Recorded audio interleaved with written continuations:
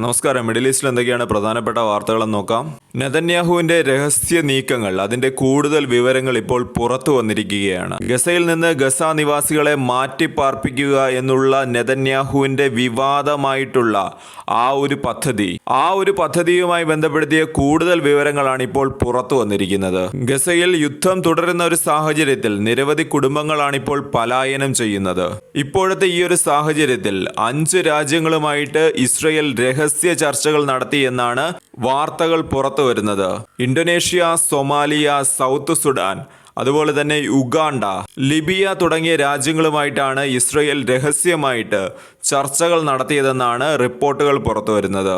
ഇതിൽ ചില രാജ്യങ്ങൾ ഇസ്രയേലിന്റെ ഈ ഒരു പദ്ധതിയോട് ചെറിയ രീതിയിലെങ്കിലും താല്പര്യം കാണിച്ചപ്പോൾ മറ്റ് രാജ്യങ്ങൾ ഇതിനെ പൂർണ്ണമായും തള്ളിക്കളയുകയാണ് ഉണ്ടായത്.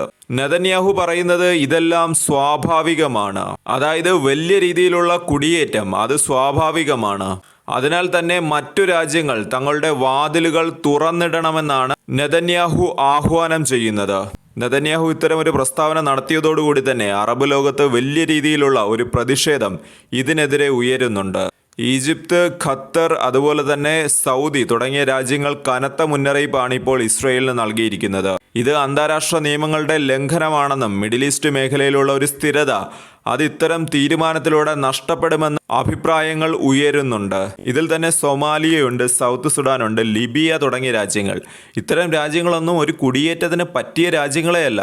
എന്നിരുന്നാൽ പോലും ഈ ഒരു ലിസ്റ്റിൽ ഇത്തരം രാജ്യങ്ങളും ഉൾപ്പെടുന്നു എന്ന് പറയുന്നത് തന്നെ അത് തന്നെ വളരെയധികം അതിശയമുണ്ടാക്കുന്ന കാര്യമാണ്. അതിനിടെ ഗസയിലേക്ക് വിദേശികളായിട്ടുള്ള മാധ്യമപ്രവർത്തകരെ കടത്തി വിടണമെന്നിപ്പോൾ അഭിപ്രായം ഉയരുന്നുണ്ട്. ഈ അഭിപ്രായം പറയുന്നത് മറ്റാരുമല്ല, അമേരിക്കൻ പ്രസിഡന്റായിട്ടുള്ള ഡൊണാൾഡ് ട്രംപ് തന്നെയാണ്. വൈറ്റ് ഹൗസിൽ മാധ്യമങ്ങളോട് സംസാരിക്കുന്നതിനിടെയാണ് ഡൊണാൾഡ് ട്രംപ് ഇങ്ങനെ അഭിപ്രായപ്പെട്ടത്. എന്നാൽ ട്രംപ് ഇപ്പോൾ ഇങ്ങനെ പറഞ്ഞത് അത് ഇസ്രയേലിനെ കുറിച്ചുള്ള അമേരിക്കൻ നയങ്ങളിലുള്ള ഒരു സൂക്ഷ്മമായിട്ടുള്ള മാറ്റത്തെയാണ് സൂചിപ്പിക്കുന്നതെന്നാണ് മാധ്യമങ്ങൾ ഇതിനെ വിലയിരുത്തിയത്. 2023 ഒക്ടോബറിന് ശേഷം ഈ ഇസ്രയേലി സൈനികരുടെ കൂട്ടത്തിൽ മാത്രമേ വിദേശികളായിട്ടുള്ള മാധ്യമപ്രവർത്തകരെ കടത്തിവിട്ടിട്ടുള്ളൂ. എന്നാൽ ട്രംപിന്റെ ഈ ഒരു പ്രസ്താവന ഇത്തരം നടപടികളെ നേരിട്ട് ചോദ്യം ചെയ്യുന്ന ഒരു രീതിയിലുള്ളതാണ്.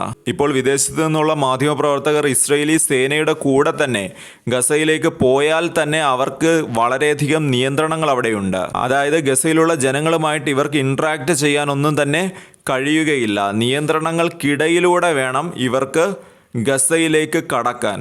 എന്നാൽ ഏറ്റവും വലിയ വാർത്താ ഏജൻസികൾ വരെ ഇത്തരമൊരു വിലക്ക് അത് നീക്കണമെന്ന് പല പ്രാവശ്യം ആവശ്യമുന്നയിച്ചതാണ്. എന്നാൽ ഇസ്രയേൽ അത്തരം ആവശ്യങ്ങളെല്ലാം തള്ളിക്കളയുകയാണ് ഉണ്ടായത്. അവർ പറയുന്നത് യുദ്ധമേഖല എന്ന് പറയുന്നത് വളരെയധികം അപകടം നിറഞ്ഞതാണ്. അതിനാലാണ് വിദേശ മാധ്യമ പ്രവർത്തകർക്കൊപ്പം IDF സേനാംഗങ്ങൾ അവർക്കൊപ്പം വരുന്നത്. എന്നാൽ ഈ ഒരു സാഹചര്യത്തിൽ തന്നെയാണ് അമേരിക്ക, അതായത് ഇസ്രയേലിൻ്റെ ഏറ്റവും അടുത്ത കൂട്ടാളിയായിട്ടുള്ള അമേരിക്കയും അമേരിക്കൻ പ്രസിഡന്റിന്റെ ഭാഗത്തു നിന്നും ഇത്തരം ഒരു പ്രസ്താവന വരുന്നത്. ഇത് തീർച്ചയായിട്ടും ഇസ്രയേലി നേതൃത്വത്തെ സമ്മർദ്ദത്തിലാക്കും എന്നുള്ള കാര്യത്തിൽ യാതൊരുവിധ സംശയവും വേണ്ട. അതിനിടെ മറ്റൊരു വാർത്ത വരുന്നുണ്ട്. ഇസ്രയേലിന്റെ തന്നെ 3+3 ബാസ്കറ്റ്ബോൾ ടീം ഫ്രഞ്ചിൽ നടക്കുന്ന ഒരു യോഗ്യതാ മത്സരത്തിൽ നിന്ന് ഒഴിവാക്കി എന്ന രീതിയിലാണ് ഇപ്പോൾ വാർത്തകൾ പുറത്തു വരുന്നത്. ഇവരെ ഒഴിവാക്കാനായിട്ടുള്ള പ്രധാന കാരണം രാഷ്ട്രീയ സംഘർഷം അതുമൂലമാണ് ഇപ്പോൾ ഒഴിവാക്കിയതെന്നാണ് നമുക്ക് വാർത്തകളിൽ നിന്ന് അറിയാൻ സാധിക്കുന്നത്. 3x3 ബാസ്കറ്റ്ബോൾ എന്ന് പറയുന്നത് അത് ഒളിമ്പിക്സിൽ വരെ ഉൾപ്പെട്ടിട്ടുള്ള ഒരു ഗെയിമാണ്. അതായത് ഈ 3x3 ബാസ്കറ്റ്ബോൾ എന്ന് പറയുമ്പോൾ ഇതിൽ ഒരു ടീമിൽ 3 പേരാണ് ഉണ്ടായിരിക്കുക. സാധാരണ ഒരു ബാസ്കറ്റ്ബോൾ ടീമിൽ എന്ന് പറയുമ്പോൾ 5 പ്ലെയേഴ്സ് ഉണ്ടായിരിക്കും. എന്നാൽ ഇതിൽ 3 പ്ലെയേഴ്സ് മാത്രമേ ഒരു ടീമിൽ ഉണ്ടാവുകയുള്ളൂ. 2024 പാരീസ് ഒളിമ്പിക്സിന് യോഗ്യത നേടാനായിട്ടുള്ള അതിനുവേണ്ടി പല ടീമുകളും ഈ ഒരു ടൂർണമെന്റിലാണ് മത്സരിക്കുന്നത്. എന്നാൽ ഈ ഒരു ടൂർണമെന്റ് തുടങ്ങുന്നതിന് മുമ്പ് തന്നെ ഇസ്രയേലി ടീമിനെ സംഘാടകർ മാറ്റി നിർത്തിയെന്നാണ് റിപ്പോർട്ടുകൾ പുറത്തു വരുന്നത്. സംഘാടകർ പറയുന്നത് ഇസ്രയേലിനെതിരെ നടക്കുന്ന രാഷ്ട്രീയ പ്രശ്നങ്ങൾ അവ കാരണമാണ് ഇപ്പോൾ ഇത്തരമൊരു തീരുമാനം ഉണ്ടായതെന്നാണ്. മുമ്പും പല രാജ്യങ്ങളും ഇസ്രയേലിനെതിരെ കളിക്കില്ല എന്നൊരു നിലപാടുകൾ എടുത്തിട്ടുണ്ട്. ജോർദാന്റെ അണ്ടർ-19 ടീം ഇസ്രയേലിനെതിരെ കളിക്കില്ല എന്ന് പറഞ്ഞുകൊണ്ട് പിൻവാങ്ങിയ ഒരു വാർത്ത കഴിഞ്ഞിടെ തന്നെ റിപ്പോർട്ട് ചെയ്തിട്ടുണ്ട്.